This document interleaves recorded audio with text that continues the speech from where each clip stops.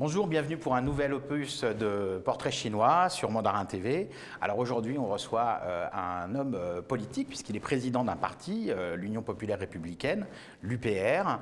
C'est François Asselineau, qui est originaire du Loiret, qui a fait l'HEC, l'ENA et qui n'est pas débutant en politique, même si on le connaît plus depuis les dernières présidentielles où il était candidat, puisqu'il a été dans les cabinets ministériels de plusieurs ministres et secrétaires d'État. Et donc on l'accueille avec grand plaisir. Bonjour François Asselineau. Bonjour, merci de me recevoir. Alors on est doublement ravis de vous recevoir puisque vous êtes également un grand amateur de la Chine et des pays d'Asie. C'est exact. Alors, quand j'étais petit, vous savez, je suis né en 1957 à Paris. Et quand j'étais petit, les voyages lointains étaient très très rares. J'ai beaucoup voyagé avec mes parents en Europe, mais pas dans les pays très lointains. Mais dès que j'avais 7 ou 8 ans, j'ai rêvé d'aller en Extrême-Orient, et notamment d'aller en Chine et d'aller au Japon. Et dès que j'ai été étudiant et que j'ai pu le faire, c'est ce que j'ai fait. Voilà. Et j'ai essayé d'y retourner régulièrement au cours de ma vie. D'accord, alors vous avez pu effectivement aller en Chine puisque vous occupiez d'affaires internationales beaucoup. Hein, vous avez même été travailler au sein du ministère des Affaires étrangères. Et donc vous avez organisé les visites de chefs d'État ou de personnalités politiques en Chine. Alors vous avez d'ailleurs même pu rencontrer, vous avez eu la chance de rencontrer plusieurs des présidents chinois. Alors d'abord j'ai travaillé pendant à peu près 1 an et demi au Japon avant d'aller en Chine. J'ai vécu à Tokyo, j'ai appris à parler un peu le japonais et j'ai appris aussi à écrire un petit peu le japonais. Donc, ce qu'on appelle les kanji. Ce qui n'est pas le plus facile, oui. Donc, les caractères Han qui sont. Donc, j'ai appris à maîtriser à peu près 300 à 400 caractères chinois importés au Japon. Ensuite, effectivement, quand j'étais en cabinet ministériel, j'ai accompagné le ministre de l'Industrie et du Commerce extérieur en 1994. J'avais organisé une grande opération de visite d'entreprises françaises en Chine et qui nous avait menés d'ailleurs à Pékin, à Shanghai, à Canton. Et puis je suis retourné en Chine plusieurs fois, notamment lorsque j'étais auprès de M. de Charette aux Affaires étrangères. J'y suis allé à la fois avec le ministre et à la fois avec le président Jacques Chirac que j'ai accompagné lors de la visite qu'il avait faite en Chine. Ça devait être en 1996. Voilà. Et à cette occasion, en effet, nous étions allés à Pékin, nous étions allés à Shanghai, nous étions allés à Wuhan également, où il y a des implantations industrielles, notamment le groupe PSA, qui a une co-entreprise avec l'entreprise chinoise qui s'appelle Dongfeng. Et à Pékin, nous avions été reçus, enfin Jacques Chirac avait été reçu, mais je faisais partie de la petite délégation. La délégation, oui. On avait été reçus à Zhongnanhai, c'est-à-dire dans la partie de la cité interdite de Pékin et qui se situe à l'ouest et qui est réservée aux plus hauts dirigeants chinois. Nous avions été reçus par le président Jiang Zemin, qui à l'époque était le président de la République populaire de Chine. Oui, Jacques Chirac, qui d'ailleurs, c'est anecdotique, mais qui est assez populaire en Chine. Hein. Les Chinois connaissent bien Jacques Chirac et l'aiment beaucoup. Enfin, d'ailleurs, Jacques Chirac a toujours été assez populaire. C'est peut-être son côté jovial et bon enfant. C'est vrai, c'était vrai aussi, effectivement, dans les pays d'Asie. Je l'ai accompagné au Japon, je l'ai accompagné ensuite en Asie du Sud-Est. Il était assez... Parce qu'il s'intéressait vraiment à cette civilisation. Et là, j'ai des anecdotes extraordinaires dans cette rencontre entre Jacques Chirac et le président Jiang Zemin, parce que c'était en 1996 et donc Jacques Chirac avait été élu un an avant, même pas, avait été élu président de la République à la suite de François Mitterrand. Et François Mitterrand, vers 1994, avait donné son accord à la vente de frégates militaires, donc de navires militaires à Taïwan. À Taïwan, oui, ça avait fait grand bruit, oui. Alors ça avait fait grand bruit. Et le gouvernement de Pékin avait été très mécontent, donc avait pris quelques mesures de rétorsion. Donc lorsque j'avais accompagné Jacques Chirac à Zhongnanhai, lorsqu'il avait été reçu par le président Jiang Zemin, la première chose qu'avait dite le président chinois, c'était qu'il était content de recevoir Jacques Chirac qui s'inscrivait dans la tradition française établi par le général de Gaulle. Sous-entendu, pas Mitterrand. Voilà, sous-entendu. Il avait même dit, comme on dit en chinois, après la pluie vient le beau temps. Et donc, il avait dit que il avait rappelé que la Chine n'oublierait jamais, n'avait pas oublié et que Charles de Gaulle avait reconnu la République populaire de Chine en 1964, alors qu'à l'époque, en 1964, la quasi-totalité des pays occidentaux refusait de reconnaître le régime de Mao Tse-tung, reconnaissait la République de Chine de Taïwan, parce que les Américains imposaient cette politique. Et donc de Gaulle avait décidé de sortir la France de la domination géopolitique américaine, et il avait donc pris cette décision. Donc le président de Chiang Zemin avait dit ça tout de suite, et il avait dit, pour la petite histoire, mais là je vais parler un peu politique, il avait dit voilà, j'espère qu'on va pouvoir bâtir une relation stratégique franco-chinoise, rebâtir une relation stratégique. Et il avait été un peu déçu parce que Jacques Chirac avait évidemment remercié le président chinois de ses propos aimables, mais Jacques Chirac avait dit, vous savez, maintenant, la France construit l'Union européenne et nous formons un couple avec l'Allemagne, avec le chancelier de l'époque, c'était avant Madame Merkel, il s'appelait Gerhard Schröder. Il n'y avait pas de place pour un troisième dans le lit, comme on dit dans les couples. Et il avait dit, nous formons un couple, nous allons bientôt avoir une monnaie, parce qu'à l'époque, en 1996, il n'y avait pas encore l'euro, qui était d'ailleurs prévu pour 97 et qui en fait avait été reporté à 99. Qui devait s'appeler même l'écu à l'origine. Qui devait s'appeler l'écu, vous avez raison. Et donc il avait dit ça. Alors, je ne sais pas si vous voulez que je vous raconte d'autres anecdotes. Mais mais je vais rebondir sur quelque chose que vous venez de dire, puisque effectivement, vous parliez de Jacques Chirac qui expliquait qu'à l'époque, effectivement, on était en train de construire l'Europe. C'est justement, alors, Portrait chinois, c'est pas une émission de politique, mais vous êtes quand même président d'un parti politique, donc c'est quand même un sujet incontournable dans nos échanges aujourd'hui. C'est que vous êtes président de l'UPR. La première particularité de l'UPR, vous m'arrêtez si je dis des bêtises, c'est que vous prenez la sortie de la France de l'Union européenne et aussi de l'OTAN d'ailleurs. De l'euro et de l'OTAN. De l'euro, voilà. oui. Enfin, oui, effectivement, j'incluais l'euro dans l'Union européenne. Donc de l'Union européenne, de l'euro et de l'OTAN. Est-ce que c'était déjà dans votre idée quand vous avez voyagé avec Jacques Chirac, notamment en Chine? Est-ce que c'est une idée qui vient de loin chez vous? Quand j'étais étudiant, j'avais voté en 1979, j'étais encore étudiant à HEC, j'avais voté pour la liste de Madame Simone Veil aux élections européennes parce que j'écoutais ce qu'on me disait à la télé. L'Europe, c'était la paix, c'était l'ouverture sur le monde, je trouvais ça très bien. En 1992, au traité de Maastricht, au référendum de Maastricht, j'avais déjà voté non parce que j'avais été très sensible au discours de Philippe Séguin et qui avait montré que si on entrait dans une Europe fédérale, au bout du compte, c'était la démocratie qui allait disparaître. Et puis, c'était également, on allait entrer dans une espèce de conglomérat sous domination américaine. Et ce que j'ai vu dans les années 90, notamment en cabinet ministériel, à la fois pendant la cohabitation avec Mitterrand et ensuite avec Jacques Chirac, c'est que ce qu'avait dit Séguin et ce qu'avait dit en fait De Gaulle dès les années 60 était exact. C'est-à-dire que la construction européenne, comme l'OTAN, vassalise la France, fait de la France un pays vassal et est placé sous l'autorité des États-Unis. Ce qui est contraire non seulement à l'intérêt national français, contraire à la pensée gaulienne, mais ce qui est également contraire à l'intérêt de beaucoup de peuples du monde. Et je connais assez bien les Russes, je connais aussi les Chinois. Le propos des dirigeants chinois, c'est que les dirigeants chinois auraient voulu pouvoir traiter d'égal à égal avec la France. Ils n'ont pas envie que la France, qui est membre permanent du Conseil de sécurité, soit placée sous l'autorité des États-Unis. Oui, alors vous parlez de l'intégration de la France dans l'Union européenne qui en ferait un vassal des États-Unis. Ça mérite que vous expliquiez, sans rentrer dans les détails trop politiques, mais on n'a pas forcément le choix. Parce que, oui, ça paraît. Ce que vous dites, est-ce qu'il faut remonter jusqu'à Walter Hallstein Non, ça paraît un peu bizarre ce que je dis, mais il faut comprendre, et De Gaulle l'avait compris dès la conférence de presse qu'il avait faite le 15 mai 1962, que quand vous mettez des États avec des intérêts nationaux très divergents les uns avec les autres, et que vous les forcez à s'entendre, vous n'arrivez à rien. Bon.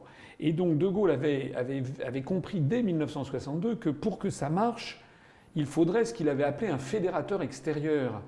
Et le fédérateur extérieur qui ne serait pas européen, avait dit De Gaulle, en fait, c'était les États-Unis. Pourquoi ? Parce que la Belgique, les Pays-Bas, le Luxembourg, l'Allemagne, l'Italie sont des pays qui étaient dans les années 60 beaucoup plus sous la tutelle de Washington. Il y a des forces américaines présentes en Allemagne. Pays, oui, tout à fait. En plus de ça, depuis que l'Europe s'est élargie à l'Est, les pays de l'Est sont très pro-américains parce qu'ils ont le sentiment que les États-Unis vont les protéger de la Russie. Donc on est dans une chape de plomb, si l'on peut dire. Même si les États-Unis ne sont pas dans l'Union européenne, c'est eux quand même qui ont une importance considérable, avec également l'Allemagne, puisqu'il y a en fait un accord germano-américain. La meilleure preuve de ce que je dis, c'est que dans les traités européens, il est écrit que la politique étrangère de sécurité et de défense de l'Union européenne est compatible avec l'OTAN. Et la quasi-totalité des États de l'Union européenne sont dans l'OTAN. D'ailleurs, le président des États-Unis avait demandé... Le siège de l'OTAN qui est à Bruxelles. À Bruxelles. Qui est à Bruxelles. Mais j'avais entendu ça dans une de vos interventions. Par contre, si on veut sortir de l'OTAN, il faut écrire à quel endroit? À Washington. D'accord. Absolument. Donc voilà. Ça, c'est dit. Alors, nous, on n'est pas anti-américains, mais nous sommes des patriotes. Nous voulons que la France soit une puissance d'équilibre, qui s'entende bien avec les États-Unis, mais qui s'entende bien aussi avec la Russie, avec la Chine. Et c'est pour ça que je trouve que c'était d'un intérêt. Si Charles de Gaulle était allé en Chine en 60, il n'était pas allé en Chine, il n'avait pas le terme, mais il avait reconnu la République populaire de Chine en 1964, c'était justement pour que les relations franco-chinoises fassent que la France ne soit plus uniquement sous la domination américaine. Et alors on est en plus de ça dans une configuration maintenant avec 28 États membres dans l'Union européenne, bientôt 27 puisque les Britanniques s'en vont. Il faut toujours penser que les Britanniques sont des gens très intelligents et pragmatiques. Donc s'ils s'en vont, c'est qu'ils ont bien compris que ça ne peut pas marcher. Vous savez, ils avaient déjà compris qu'il ne fallait pas être dans l'euro. Ils avaient déjà compris qu'il ne fallait pas être unique. dans l'euro.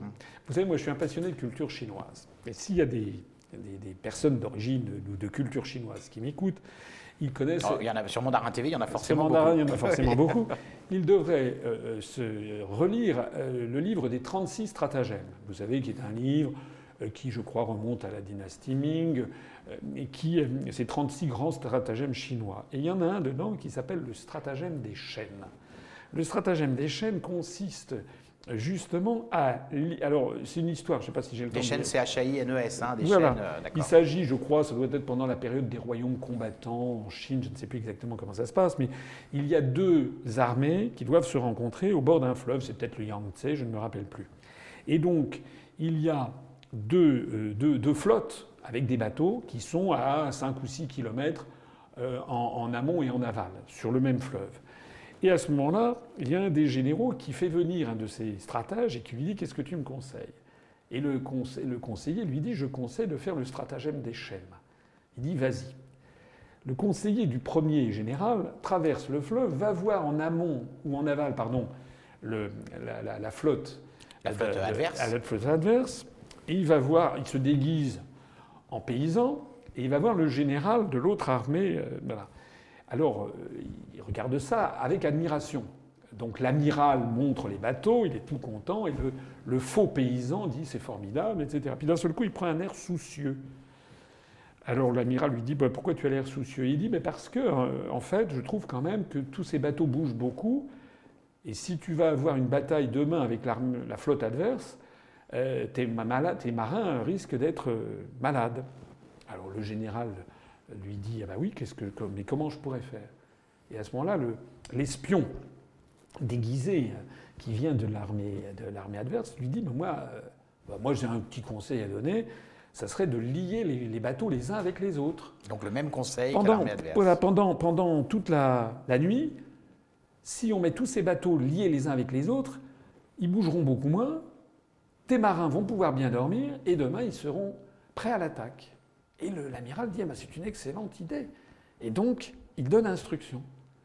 Et à ce moment-là, le faux paysan prend congé. Il dit, l'amiral lui dit merci pour ce conseil, qu'est-ce que je te dois? Le faux paysan dit non, rien, moi, si vous savez, je suis un pauvre paysan, je ne fais qu'un conseil. Dès qu'il est parti, il remonte.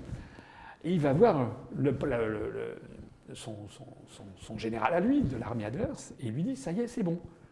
On a mis en marche le stratagème des chaînes. Et à ce moment-là, que fait l'armée adverse? Aussitôt, il fait appareiller ses navires, ils descendent, et ils balancent des bombes incendiaires sur tous les bateaux qui ont été ligotés. Et l'incendie se propage à tous les bateaux. Et comme tous les bateaux sont ligotés, qui n'ont plus aucune marge de manœuvre, ils coulent tous ensemble. Ça sert en politique, ce Alors, stratagème? ça s'appelle le stratagème des chaînes, c'est un des 36 stratagèmes chinois. Et si vous y réfléchissez bien, en fait, c'est le stratagème qui est à la base même de la construction européenne. C'est-à-dire que vous avez mis 28 États aux intérêts nationaux différents, contradictoires, divergents, et vous les forcez de façon artificielle à essayer de bâtir ensemble un nouvel État. Ça fait 61 ans depuis le traité de Rome que ça dure, et ça ne marche pas. Alors, ce que vous dites d'ailleurs souvent dans vos conférences, parce que c'est vrai que vous avez des discours à fleuve, vous êtes un tribun, François Asselineau, donc c'est pour ça que spontanément j'ai dit conférence, mais dans vos discours, on va dire, où vous le dites aussi, vous l'avez dit aussi beaucoup sur les plateaux de télé ou à la radio pendant la campagne présidentielle, c'est que c'est d'autant plus vrai maintenant qu'il y a le traité de Lisbonne, dont on ne peut sortir qu'à l'unanimité de tous les pays membres. Non. Non, l'unanimité, c'est la modification des traités. Ah d'accord. On ne peut modifier les traités. Non, on peut sortir un seul. Oui, non, on peut sortir, oui. On peut sortir, au contraire. Le fameux article 50. Voilà, c'est l'article 50 qui permet de sortir. Il faut négocier pendant 2 ans. Et au bout des 2 ans, soit on a un accord, soit on n'en a pas. Les Britanniques vont sans doute pas avoir d'accord. Ils vont sortir au bout des 2 ans de négociation. Alors, mais la modification des traités, effectivement. Alors, la changer les traités, c'est l'unanimité. Il faut que les gens qui m'écoutent, imaginez la même chose en Chine. Imaginez par exemple qu'il y ait en Asie, qu'il y ait une Union asiatique où il y a le Japon, la Corée du Sud, la Corée du Nord, la Chine, Taïwan. Des pays très différents là aussi. Oui, des pays très différents. Le Vietnam, le Laos, le Cambodge, la Malaisie, l'Indonésie, Singapour, le sultanat de Brunei, le Bangladesh, le Myanmar, le Népal, le Bhoutan, et que c'est tous ces pays-là. Il y a une commission, comme nous on a une commission de Bruxelles, il y a une commission de Singapour, une commission de Bandar Seri Begawan, qui est la capitale du sultanat de Brunei, où vous auriez des commissaires qui diraient, ben voilà, il faut que la Birmanie fasse ça, ça, ça, ça, ça et ça, il faut que la Chine fasse ça, ça, ça, ça et ça, il faut qu'on ait tous la même politique étrangère. Ce que Bruxelles appelle les GOP, c'est ça? Voilà, les grandes orientations des politiques économiques. J'ai oublié de préciser les Philippines. Ben, par exemple, tout le monde sait bien qu'actuellement, il y a des problèmes dans la mer de Chine méridionale, entre les revendications territoriales dans les eaux, les îles Paracels, etc. Ben, il faudrait que tout le monde ait la même politique. Mais les intérêts géopolitiques du Bhoutan ne sont pas les mêmes que ceux de Singapour, ne sont pas les mêmes que les Philippines. Les intérêts géopolitiques de la Corée du Sud ou du Japon ne sont pas les mêmes que les intérêts de la Chine. Donc ça aboutit à une situation de blocage. C'est exactement le stratagème des chaînes. Et face au stratagème des chaînes, celui qui tire les ficelles, c'est celui qui gagne. Et donc, les États de l'Europe ont fait entrer, après l'effondrement du camp socialiste, tous les pays de l'Est qui sont entrés d'abord dans l'OTAN, parce que Washington a demandé d'abord que la Pologne, la Hongrie, l'Estonie, la Lettonie, la Bulgarie, etc. rentrent dans l'OTAN, puis ensuite rentrent dans l'Union européenne. Et nous disons, ça ne marche pas. D'ailleurs, je crois qu'il y a un proverbe chinois. Là, vous dressez le constat, voilà. Mais vous faites le bilan. Mais alors justement, que propose en quelques mots l'UPR? Parce que votre programme est profondément inspiré, comme vous le dites, du CNR, du Conseil national de la résistance. Donc c'est l'après-guerre, l'après-deuxième guerre mondiale. Quel est le parallèle entre la situation actuelle et la situation après-guerre pour que le programme du CNR puisse effectivement faire changer les choses positivement? Parce que la France aujourd'hui n'est plus dirigée par les Français. Lorsqu'il y a le mouvement des Gilets jaunes contre Macron, beaucoup de Français n'ont pas encore bien compris ce qui se passe. Mais toutes les grandes décisions, y compris la suppression de l'impôt de solidarité sur la fortune, y compris les fusions de communes, y compris s'attaquer aux retraites, y compris privatiser les services publics, y compris démanteler le droit du travail, tout ça sont des décisions qui sont imposées par les traités européens et par la Commission européenne dans le rapport annuel des grandes orientations des politiques économiques qu'elle fixe à chaque pays. Or, c'est ça qui pose problème en France, puisque les Français, lorsqu'ils votent à droite ou lorsqu'ils votent à gauche, en fait, ils ont toujours cette politique dont ils ne comprennent pas d'où elle vient. Héritée de Bruxelles. Voilà, qui vient de Bruxelles, qui vient de notre appartenance à l'Union européenne et à l'euro. Or, nous disons qu'on ne peut pas durablement diriger un peuple contre sa volonté profonde, et les Français ne sont pas des Américains. Les Français, ils aiment bien avoir des services publics importants, qui assure l'égalité et la justice sociale entre les Français. Les Français, ils veulent un État qui assure une certaine justice sociale entre les riches et les pauvres. Ils n'aiment pas les trop grandes différences de revenus, etc., etc. Or, la société qu'on nous impose, c'est celle qui vient de Bruxelles, et c'est ça qui est en train de mener la France à l'explosion sociale générale. Oui, alors vous avez dit une chose sur laquelle je voudrais rebondir, c'est qu'effectivement, donc les gilets jaunes contre Macron, est-ce que vous êtes en train d'expliquer que de toute façon, ça ne sert à rien que Macron fasse une grande consultation nationale, parce que de toute façon, quoi qu'il en découle et quelles que soient les propositions du peuple, entre guillemets, qui en découlent, de toute façon, il ne pourra pas les appliquer parce qu'il est obligé d'appliquer la feuille de route imposée par Bruxelles. C'est exactement ça. Donc, ce que va faire Macron, alors j'en sais rien, je ne suis pas un devin, mais probablement, il va proposer des réformes qui sont déjà celles demandées par Bruxelles. Par exemple, il va proposer de diminuer le nombre de parlementaires, ou bien il va proposer de fusionner les communes. C'est déjà ce qu'il fait. Mais c'est pas ça que les Français veulent. Et les fameuses eurorégions aussi. Voilà, les eurorégions. Mais c'est pas du tout ça. Parce que vous avez remarqué que Macron, il fait un débat, mais il n'invite pas les gilets jaunes. Il parle avec des maires. Ou alors, quand il invite des gilets jaunes, il y en a 2, 3 qui ont été triés sur le volet. On leur a mis un gilet jaune. Mais Macron, en fait, ne répond pas aux demandes du peuple. Le peuple, il veut quoi? Les Français, ils veulent d'abord la démocratie. Ils voudraient un référendum d'initiative populaire ou d'initiative citoyenne. Les Français, ils voudraient qu'on rétablisse peut-être l'impôt de solidarité sur la fortune. Est-ce que plus de démocratie, ça passe aussi par plus de proportionnel? Peut-être un petit peu.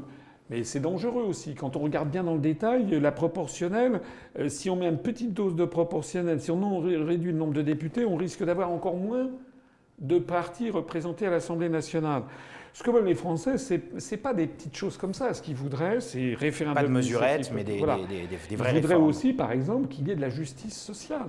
Ils voudraient aussi qu'on arrête de faire des guerres illégales au Moyen-Orient. Or ça nous est imposé par notre appartenance. Quand vous parlez de guerre illégale, c'est la participation de la France au conflit en Syrie, etc. Par exemple. Moi, je suis de ceux qui pensent qu'il faudrait que la France respecte le droit international. Lorsque, par exemple, la France, là, sur l'affaire de ce qui se passe au Venezuela, le gouvernement français prend fait et cause pour le tout nouveau président de l'Assemblée nationale qui vient d'être élu contre le président de la République qui a été élu l'année dernière, moi je dis que ça n'est pas le rôle de la France de faire ça.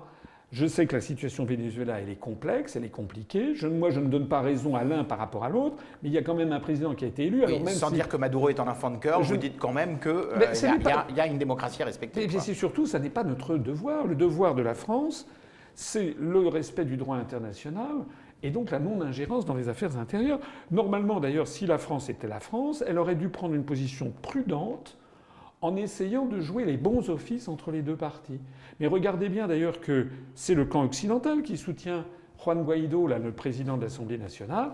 La Russie ou la Chine sont beaucoup plus respectueux du droit international puisqu'ils disent que ça n'est pas aux pays occidentaux de dire ce qu'il faut faire. Alors, le respect du droit international, là, quand on parle effectivement de la Syrie, c'était le sujet qu'on avait abordé tout à l'heure, ça veut dire que s'il y avait eu un mandat de l'ONU, là, la France aurait pu intervenir en Syrie, mais là, en l'occurrence, il n'y avait pas de mandat.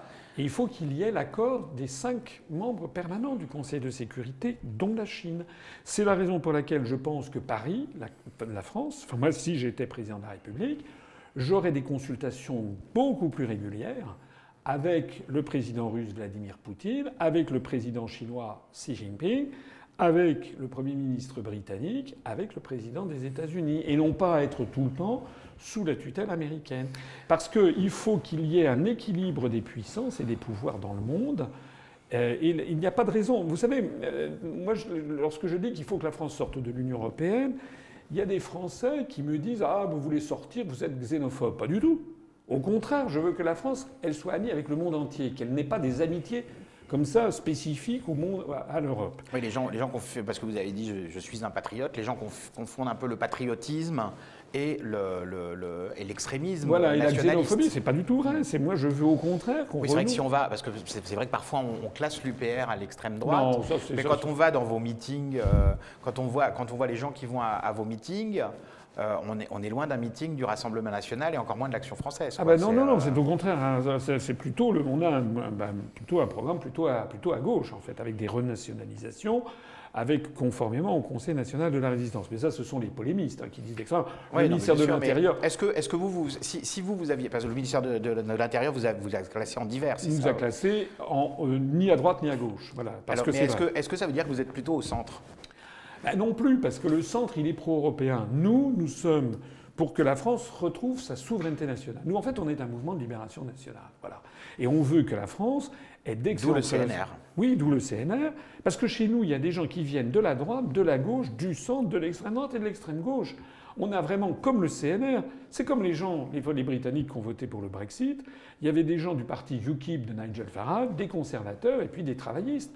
Et les gens qui, en France, ont voté non en 2005 à la Constitution européenne, ils venaient de la droite et de la gauche. Donc nous, c'est ça que l'on veut. On veut que la France récupère son indépendance et sa souveraineté nationale, parce que nous disons que créer un État de 27 États de l'Union européenne, ça n'a pas de sens. C'est artificiel. Ça ne peut pas marcher. Vous savez, il y avait Charles de Gaulle avait une expression formidable. Il avait résumé ça d'une seule phrase. Il avait dit « on ne peut pas faire une omelette avec des œufs durs ». Voilà.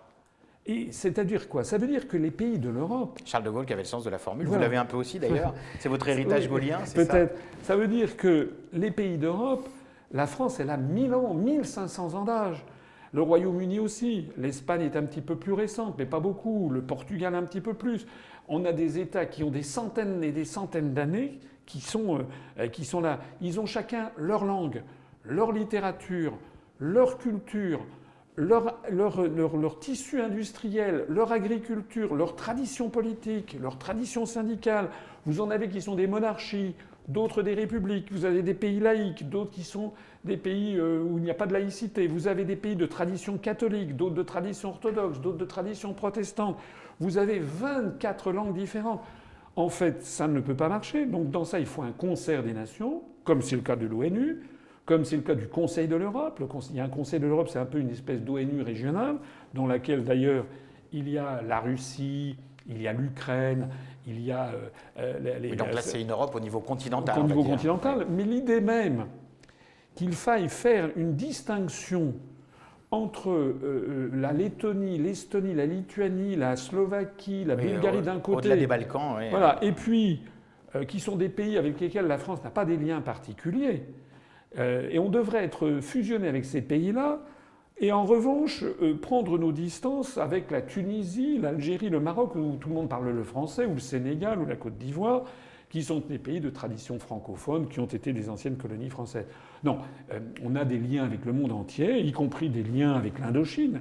On a des liens oui, avec ça c'est les ex-colonies, effectivement. On a des liens avec le Vietnam, avec le Cambodge, avec le Laos, qui sont beaucoup plus importants, ne serait-ce que parce qu'il y a les diasporas de Cambodgiens, de Vietnamiens, de Laotiens, ou de Sino-Cambodgiens, de Sino-Vietnamiens, ou de Sino-Laotiens qui sont venus en France, soit après 1954, soit après 1975, avec la chute du Sud-Vietnam, du Cambodge, etc. Ce sont des Français maintenant qui m'écoutent peut-être. Est-ce que vous seriez peut-être pour un espèce de Commonwealth à la française? Écoutez, dans la Constitution de la Ve République, telle que De Gaulle l'avait conçue, il y avait un titre 13 qui s'appelait « De la communauté ».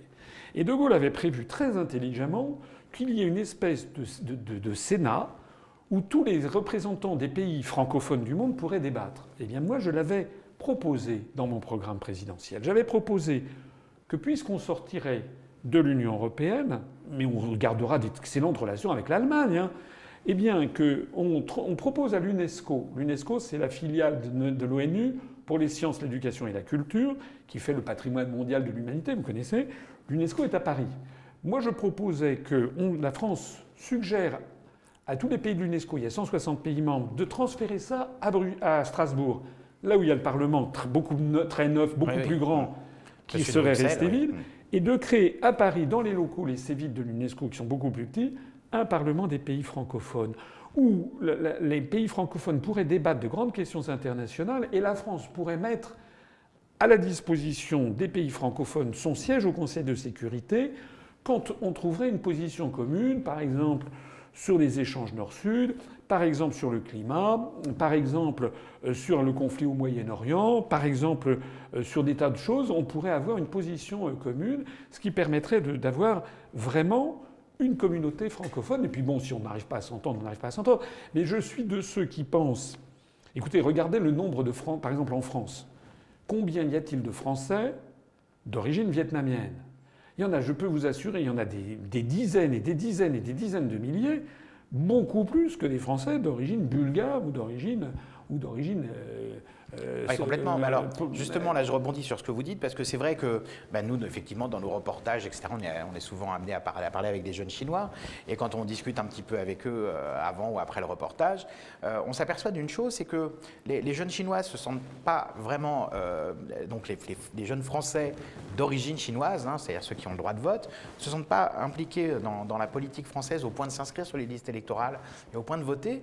En revanche, ils sont toujours assez pro-européens. Est-ce que vous pensez que ça dénote d'un sentiment du fait que, ne se sentant, la Chine est un grand pays, ils ont leurs racines là-bas, le fait de ne pas se sentir peut-être suffisamment intégrés en France, ils se disent, à un autre niveau, il y a l'Europe, peut-être qu'on s'intégrera plus facilement à l'Europe. Je ne sais pas ce qu'ils ont derrière la tête. Ce que je pense, c'est que comme beaucoup de Français, si vous voulez, ils sont victimes de la propagande. À la propagande, tous les jours, on leur dit que l'avenir, c'est l'Europe. Non, il suffit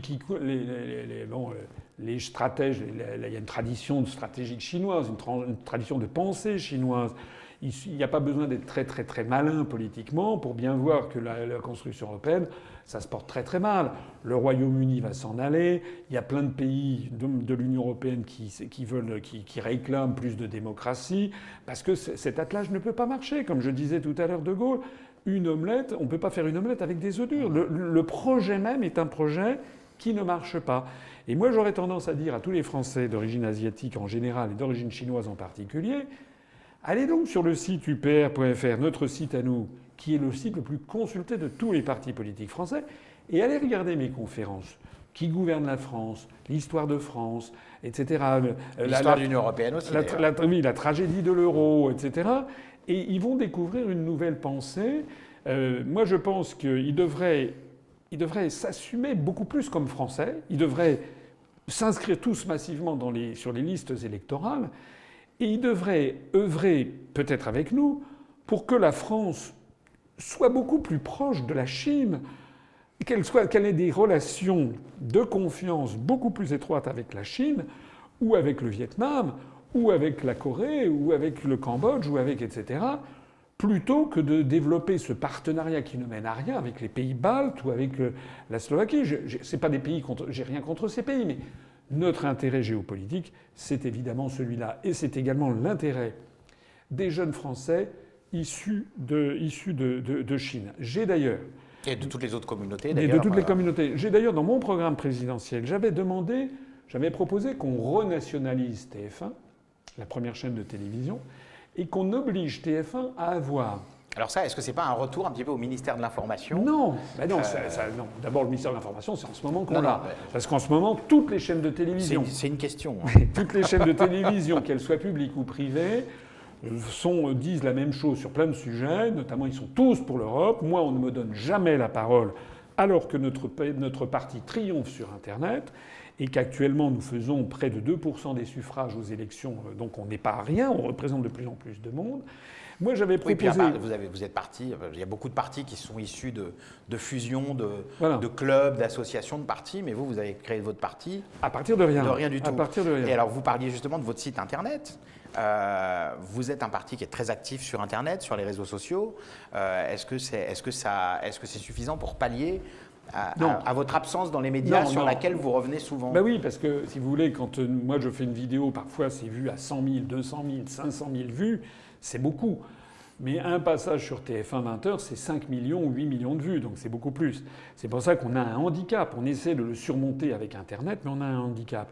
Mais laissez-moi terminer. Dans mon programme présidentiel, j'avais proposé de renationaliser la première chaîne de télévision et de lui imposer un cahier des charges culturel d'ouverture sur le monde. Par exemple, et je ne dis pas ça parce que je suis aujourd'hui à Mandarin TV, je l'ai dit ça fait des années que je le dis.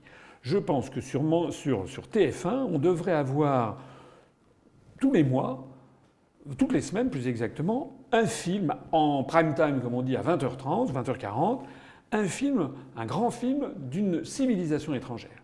Un film russe. Un grand réalisateur chinois ou russe. Un film chinois, d'un grand réalisateur chinois, soit d'un réalisateur des années 30 ou des années 50, soit un réalisateur d'aujourd'hui. Des films japonais, coréens, sri-lankais, indiens, sénégalais, brésiliens, égyptiens. Parce que nous, on est pour l'ouverture sur le monde. Alors là, je vous pose une question technique. VO sous-titré ou VF? Alors, on verra. Attention. On verra soit en VF, soit en VO. C'est vrai que pour toucher le grand public, il vaut mieux de la version française en général. Mais de plus en plus de gens s'intéressent à la VO. Moi, je trouve qu'on devrait avoir... Vous savez ce que je dis? Ça existe beaucoup plus sur la BBC britannique ou sur la Nihon Hoso Kyokai, la NHK japonaise. Moi, je voudrais qu'il y ait, par exemple, sur le service public de télévision, par exemple le samedi matin ou le dimanche matin, des cours de langue, et qui ne soient pas uniquement des cours d'anglais, qu'il pourrait y avoir, je trouve, des cours de mandarin, justement, des cours de chinois. Moi, je suis triste, je suis même vraiment même mécontent de constater qu'en France aujourd'hui, il y a plus de jeunes Français qui apprennent des langues régionales comme le breton ou l'occitan ou le corse parce que il y a une politique derrière qui est la politique européenne dite des euro-régions qui vise à essayer de morceler les États pour détruire la France, détruire l'Espagne, etc., pour ne plus avoir que des espèces de régions unies, indifférenciées, qui parleraient des langues régionales, et puis avec un anglais au-dessus. Vous pensez que l'apprentissage d'une langue doit servir, donc il faut apprendre les langues qui sont parlées dans les grands pays de ce monde. Voilà. Écoutez, vous avez plus de jeunes Français qui apprennent le breton que de jeunes Français qui apprennent le chinois. Est-ce que vous trouvez ça normal? Non. Compte tenu de la communauté chinoise qu'il y a en France, non, effectivement. Non, oui. non, parce que je pense que la langue chinoise, c'est pas seulement une langue. D'abord, une langue, c'est une vision du monde. C'est pas une langue morte, c'est une langue on ne peut plus vivante. C'est la langue du pays le plus peuplé du monde. C'est une vision du monde. En plus de ça, moi je disais en préambule que moi j'ai vécu au Japon, j'avais appris. Alors en chinois, je ne sais pas dire grand-chose. Je dis des signes ni hao, ou alors xie xie. Bon, mais ça, je connais quelques mots. Je parle mieux, je parle un peu le japonais. Mais en japonais, il y a des caractères chinois. Et moi, j'en avais appris, je vous l'ai dit tout à l'heure, à peu près 400. C'est très insuffisant pour pouvoir lire. C'est déjà beaucoup. Mais moi, ce que je me rappelle, c'est que j'avais 20 ans, 22 ans, 23 ans quand j'ai fait ça. Ça m'a appris à comprendre comment fonctionne un cerveau, le cerveau d'un Japonais ou d'un Chinois. Par exemple, la grande méticulosité, le soin apporté aux détails. La logique, le raisonnement. Voilà, c'est à la mode, on parle beaucoup de mind mapping en ce moment. Voilà, mais il faut comprendre comment un extrême oriental qui a une écriture aussi particulière que les idéogrammes, le sens du détail, de la précision, la patience. Parce on apprend, c'est sur des années qu'on apprend le chinois. Je crois qu'il faut savoir lire à peu près au moins... La minutie, c'est vraiment... On voit les gens qui font de la calligraphie exactement, chinoise. Et également le rôle du professeur. Donc en fait, un certain nombre de grandes vertus confucéennes, notamment, qui est le respect de l'enseignant, le respect du professeur, on s'inspirer des anciens, s'inspirer des sages. Donc on ne peut pas bien comprendre la mentalité, je pense. Qu'est-ce que vous pensez du système éducatif? Je rebondis au fur et à mesure sur ce que vous dites. Parce que je suis désolé de vous couper, ce que vous dites est passionnant, mais c'est vrai qu'on va essayer d'aborder le maximum de sujets. Mais qu'est-ce que vous pensez justement du système éducatif français à l'heure actuelle? Moi, actuellement, malheureusement, ce système est en dégringolade. Il est en dégringolade parce que l'éducation, d'abord on appelait ça l'instruction publique. Ça avait été la gloire de la Troisième République que d'avoir imposé un enseignement le même pour tous les Français avec la création de ce qu'on appelait l'ascenseur social. C'est-à-dire que on mettait tous les jeunes Français, les jeunes Françaises, les petits-enfants à égalité. Oui. Ils portaient des tabliers pour qu'on ne voit pas les différences sociales d'ailleurs. Oui, il n'y avait pas de Nike, de Lacoste. Voilà. D'ailleurs, dans les pays d'Extrême-Orient, que ce soit en Chine, en Corée ou au Japon, les écoliers portent des uniformes. Je veux dire Adidas aussi, c'est une troisième marque pour le CSA pour pas qu'on se fasse taper dessus. Voilà, et je pense que c'est une bonne chose. Alors qu'en France, maintenant, c'est effectivement dans les cours de récréation, c'est devenu à qui aura la marque la plus connue, etc. Mais c'est pas ça l'école. Et puis par ailleurs, on enseignait des choses, et puis on enseignait le sens de l'effort.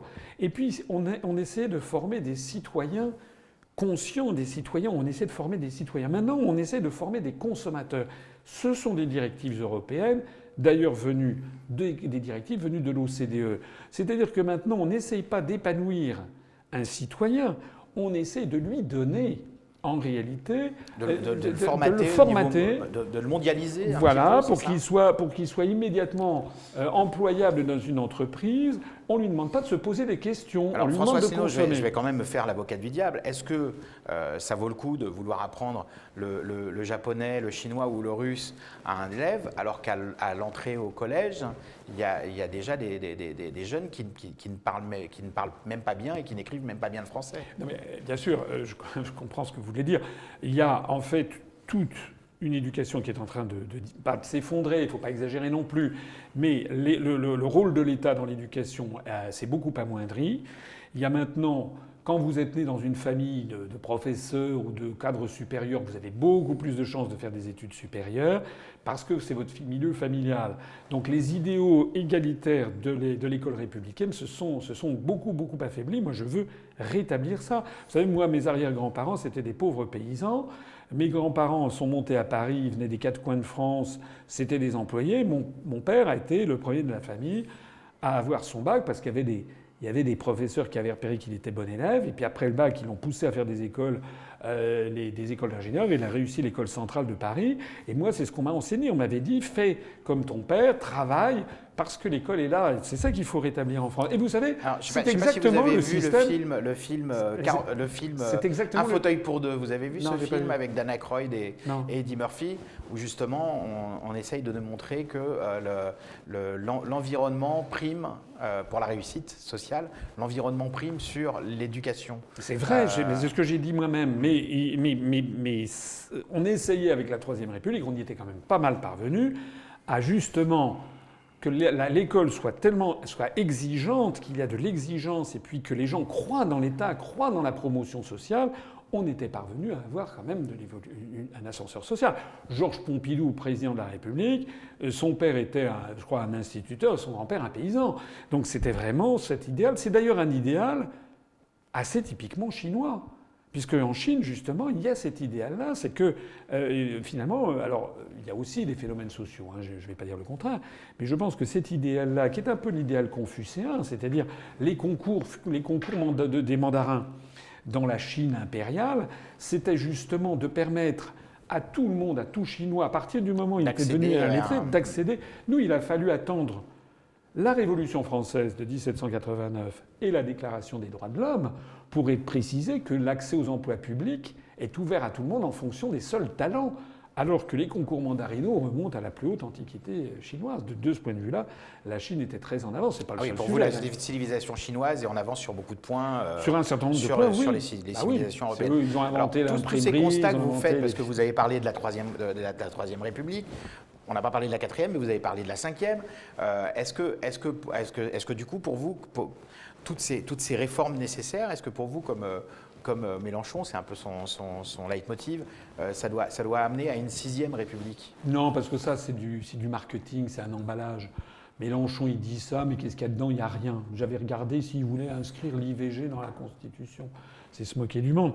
Le vrai problème qui se pose en France, on l'a dit au début, en tout cas c'est mon analyse, c'est que les Français n'ont plus la démocratie, que toutes les grandes décisions en matière politique, économique, sociale, monétaire, budgétaire, mais industrielle, etc., viennent des structures européennes qui sont des structures supranationales et qui ne sont absolument pas démocratiques. Personne n'a jamais voté pour les commissaires européens.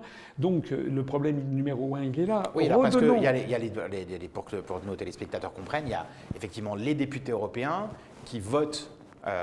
Mais ils ne votent pas grand-chose, en fait. Voilà, mais derrière, il y a des commissions qui peuvent invalider ces votes. Voilà, on l'a vu avec Monsanto. Voilà. En fait, il faut bien, vous avez raison de préciser, parce que la connaissance que les Français ont des institutions européennes est très lacunaire. En fait, le Parlement européen a, dans le meilleur des cas, un pouvoir de codécision, mais c'est en fait un pouvoir résiduel. En fait, le Parlement européen ne sert pas à grand-chose. D'ailleurs, Giscard d'Estaing l'a dit. Alors, vous êtes tête de liste aux élections européennes, alors vous y allez pourquoi? Pour dénoncer ça? Non, j'y vais pour dire que la France doit sortir de l'Union européenne. D'accord. Et pourquoi vous pensez que ça doit se dire aussi à Bruxelles? Bien sûr, c'est comme ça que Nigel Farage, qui avait été à la tête du UKIP aux élections européennes, a fait connaître le UKIP et a permis finalement, en développant la notoriété du UKIP, de contraindre le Premier ministre britannique de faire un référendum sur le Brexit qui a été remporté par les partisans du Brexit. Donc c'est très important que nous soyons, si possible, que nous ayons des élus, pour justement porter la contradiction directement sur place. D'accord. Alors, on parlait tout à l'heure du fait que vous avez créé votre parti de rien, mais aujourd'hui, vous avez quand même plus de 30 000 adhérents, membres, vous les appelez, comment vous les appelez? Oui, c'est des adhérents. On a plus de 33 800 adhérents. C'est beaucoup. C'est beaucoup. Les gens qui en doutent, ils n'ont qu'à aller voir les comptes de la Commission nationale des comptes de campagne et des financements des partis politiques.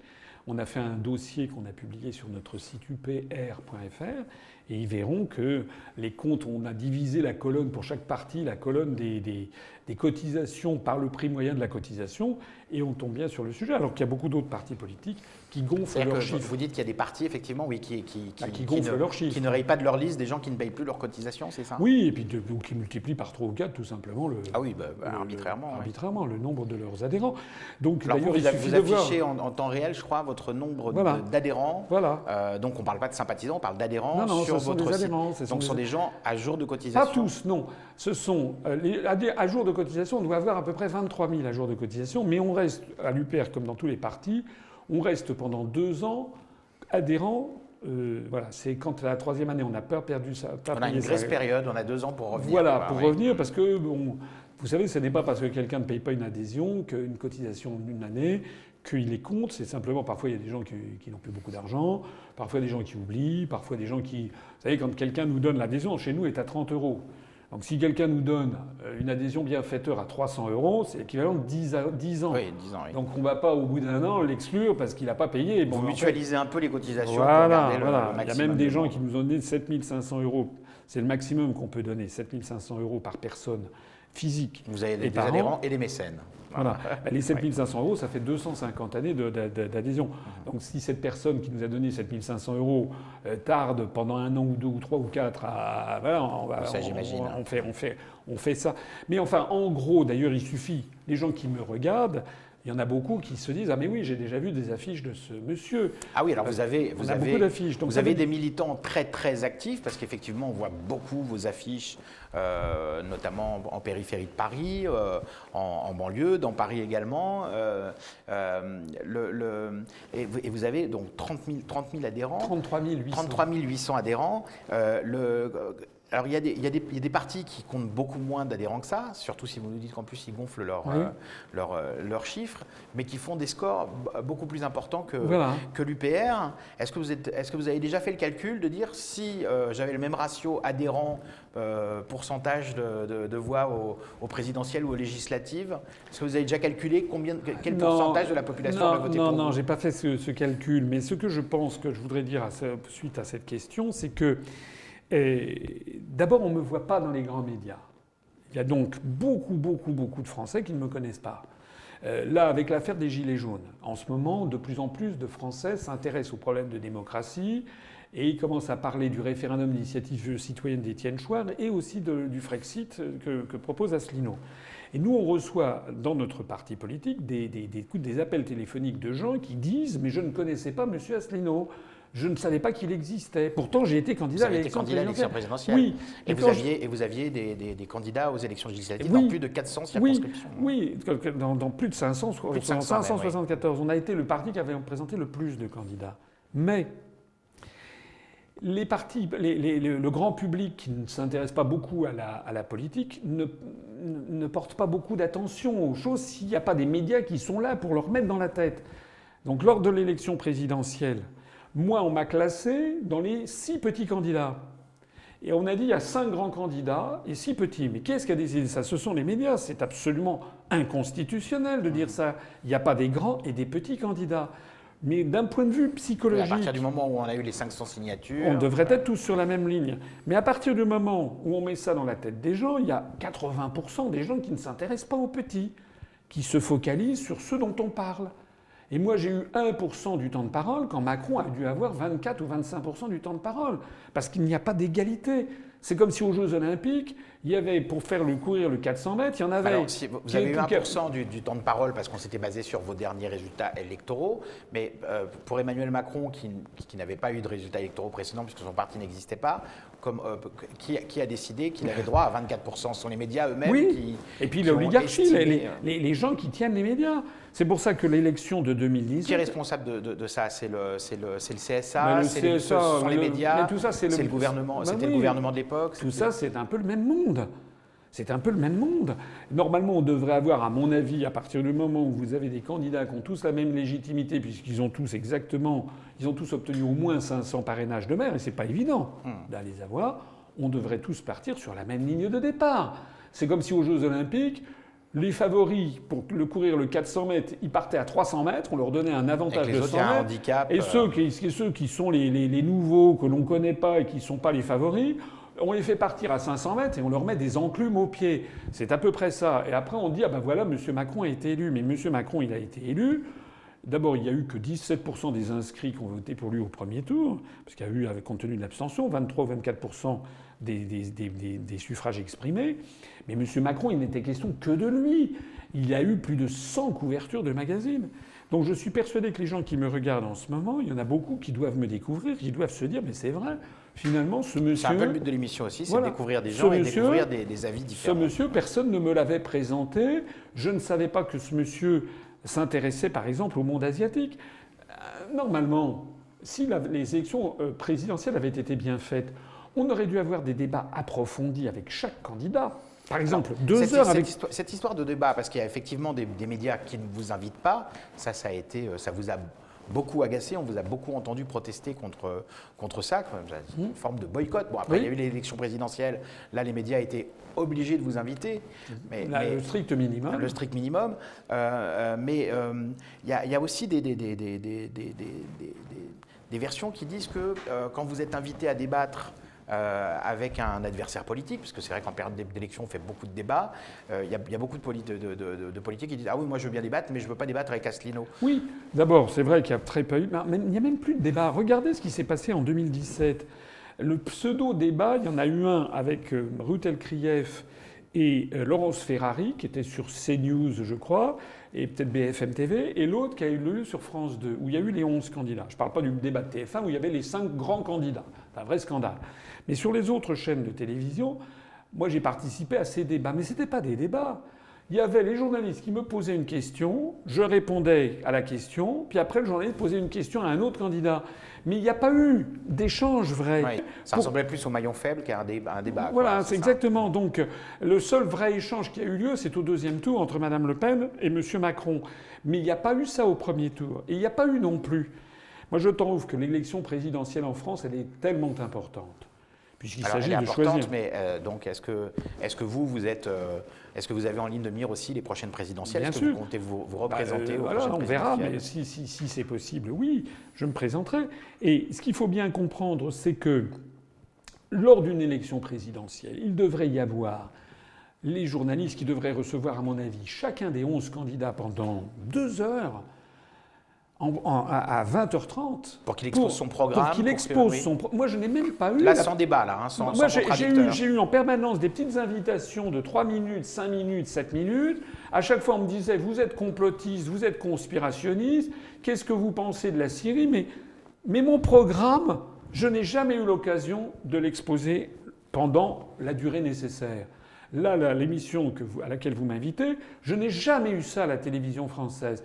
Et je pense que dans une émission qui ferait par exemple 1h30 ou 2 heures avec chacun des candidats, on pourrait poser des questions sur le candidat, non seulement sur son programme, mais sur son parcours professionnel, mais aussi sur sa vision du monde, sur sa culture générale. Je suis persuadé, par exemple, que des 11 candidats qu'il y avait en 2017, je suis à peu près sûr, je suis même sûr et certain, que j'étais celui qui connaissait le mieux l'Asie et de loin le mieux la Chine. Voilà, ça aurait pu être intéressant de le savoir pour les Français, de savoir qu'ils allaient élire un président de la République qui avait une vision du monde. Moi, je suis allé dans 95 pays du monde. C'est important, quand on choisit un président de la République, de savoir s'il a une connaissance historique, une connaissance culturelle, une connaissance des différentes grandes religions du monde, voilà, de la culture générale, etc. Parce que c'est quelqu'un qui ensuite va être le responsable de la Maison France au regard du monde. Et vous avez, je suis désolé de le dire, mais Macron, je suis désolé, il est là, il fait ses voyages, là il était à Abu Simbel, il fait du tourisme aux frais de la princesse, mais il a fait des bourdes diplomatiques absolument considérable. Voilà, et bien ça, c'est des choses qu'on devrait avoir au moment de l'élection. Pour de vous, la campagne présidentielle. la politique extérieure française doit être réinstaurée, entre guillemets, redorée un petit peu? Oui, bah, la France en ce moment, vous savez, moi je connais beaucoup de gens dans le monde, des amis, des gens que j'ai connus, en règle générale, les gens vous disent, dans le monde entier, les gens aiment bien la France. Il y a une histoire, il y a une image de marque, c'est le pays, du luxe, c'est le pays des bons vins, de la bonne nourriture, c'est un pays tempéré avec beaucoup de choses à voir. Mais beaucoup de gens vous disent, qu'est-ce que vous êtes en train de devenir? Où est-ce qu'est passée la France? C'est d'ailleurs ce qu'avait dit le président de Chiang Zemin tout à l'heure avec Chirac. Quand il lui avait proposé une stratégie, et Chirac avait dit écoutez, non, moi je ne peux pas, je suis en train de faire l'Europe. Vous savez, il l'avait coincé, le président de Chiang Zemin. Si vous voulez, je vous raconte. Ah bah alors, malheureusement, on ne va plus avoir le temps parce qu'on arrive, hélas, au terme de l'émission. Mais vous allez être obligé de revenir. Je suis désolé. Vous allez être obligé de revenir parce que c'est effectivement passionnant de vous écouter, parce que c'est vrai que vous avez une culture internationale, je dirais, assez importante de par votre CV, quoi, tout simplement, votre background, comme disent les jeunes. Mais je vais quand même finir parce que je me suis laissé dire que vous étiez quelqu'un de gourmand. Ce que je suis aussi, les téléspectateurs qui me connaissent savent que je suis assez passionné par la gastronomie, entre autres chinoise. Alors, est-ce que vous aimez la cuisine chinoise? Et si oui, quels sont vos plats préférés? Oui, j'aime la cuisine chinoise.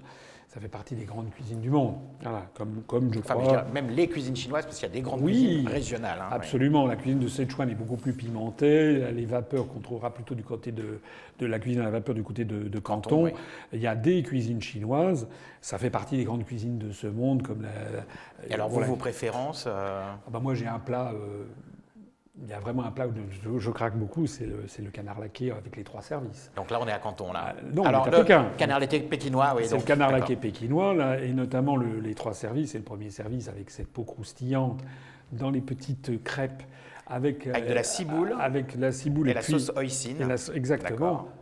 On m'a dit, je crois que c'est vrai, qu'au moment de la grande révolution culturelle prolétarienne, lorsque Mao, à partir de 1966, a voulu reprendre le pouvoir, puisqu'il avait été évincé du pouvoir avec le Grand Bond en avant, on l'avait panthéonisé, mais on lui avait retiré le pouvoir. Donc la grande révolution culturelle prolétarienne, 65-66, où Mao essaie de reprendre le pouvoir en créant les gardes rouges en disant « allez bombarder les états-majors », etc. C'était pour reprendre le pouvoir.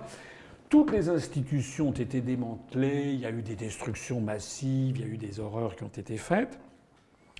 Sauf, je crois, Zhou Enlai, qui était quand même, qui avait une tradition mandarinale, qui essayait de calmer un petit peu Mao et qui, semble-t-il, avait protégé les jardins secs de Suzhou, notamment le jardin du maître des filets, qui sont des merveilles de la culture chinoise, qui ont été protégés in extremis de la fureur des gardes rouges par Zhou Enlai.